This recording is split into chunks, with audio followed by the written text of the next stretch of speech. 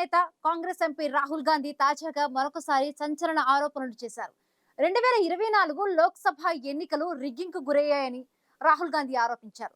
గత లోక్సభ ఎన్నికల్లో రిగ్గింగ్ జరిగింది నిరూపించడానికి ఇన్నాళ్లు ఆధారాలు లేకనే ఆగామని, కానీ ఇప్పుడు అణుబాంబు లాంటి ఆధారాలు తమ వద్ద ఉన్నాయని, త్వరలో వాటిని బహిర్గతం చేస్తామని రాహుల్ గాంధీ చేసిన వ్యాఖ్యలు దేశ రాజకీయాల్లో ప్రకంపనలు రేపుతున్నాయి.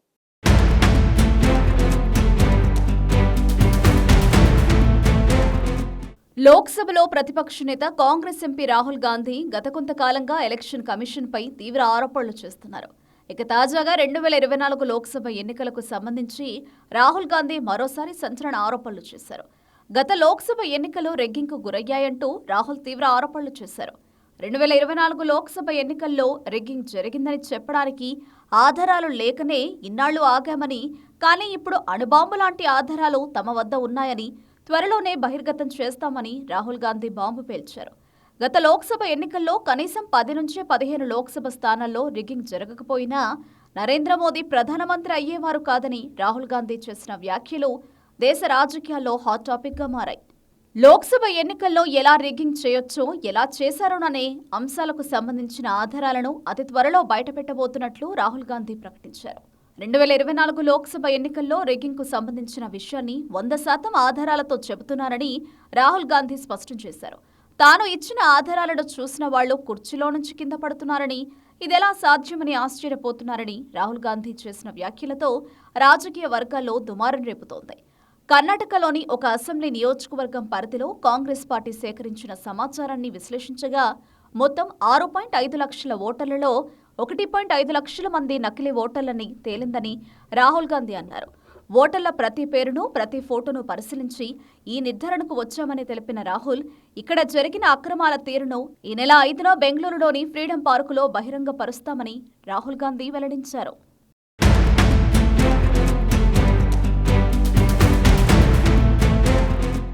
తాను అగ్గితో ఆడుకుంటున్నట్లు సోదరి ప్రియాంక గాంధీ హెచ్చరించారని రాహుల్ పేర్కొన్నారు.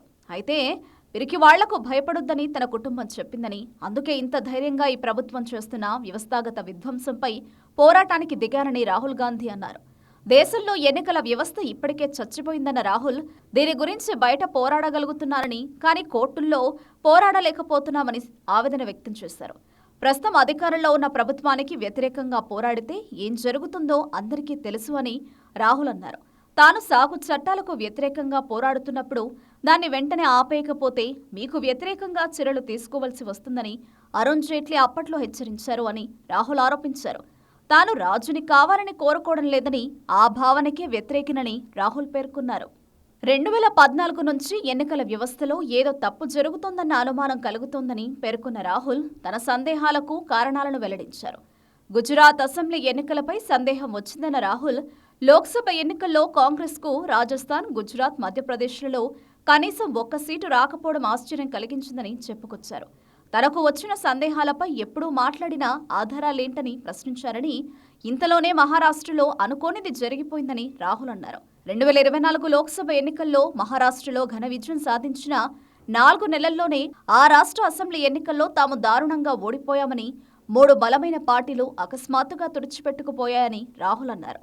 అయితే తమ ఓటమిపై అనుమానాలు బలపడడంతో ఎన్నికల మోసాలపై తీవ్రంగా దృష్టి సారించారని తెలిపిన రాహుల్, మహారాష్ట్రలో లోక్సభ, అసెంబ్లీ ఎన్నికల మధ్యలో 1 కోటి మంది కొత్త ఓటర్లు రావడం ఈ మోసానికి ఉదాహరణగా పేర్కొన్నారు.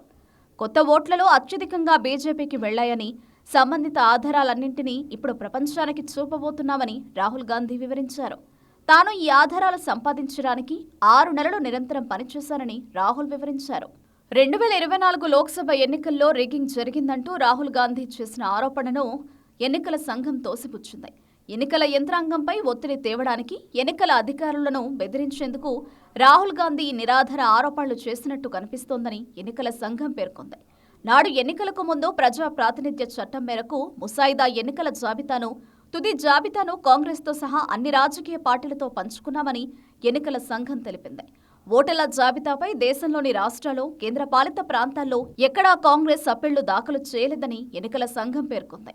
అయితే 2024 లోక్సభ ఎన్నికల్లో రిగ్గింగ్ జరిగిందని చెప్పడానికి తన వద్ద ఆధారాలు ఉన్నాయని రాహుల్ చెప్పడంతో ఆయన ఎలాంటి రుజువులను చూపిస్తారనే దానిపై సర్వత్రా ఉత్కంఠ నెలకొంది.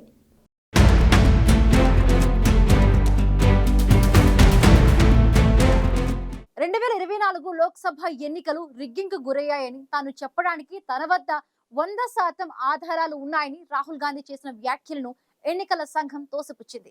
అయితే లోక్సభ ఎన్నికల్లో రిగ్గింగ్ జరిగినట్టు నిరూపించడానికి తన వద్ద ఉన్న ఆధారాలను బహిర్గతం చేస్తానని చెప్పడంతో ఇప్పుడు రాహుల్ వద్ద ఏ ఆధారాలు ఉన్నాయి, ఆయన ఎన్నికల్లో రిగ్గింగ్ జరిగింది నిరూపిస్తారా లేదా అన్న దానిపై యావత్ దేశం ఆసక్తిగా ఎదురు చూస్తోంది.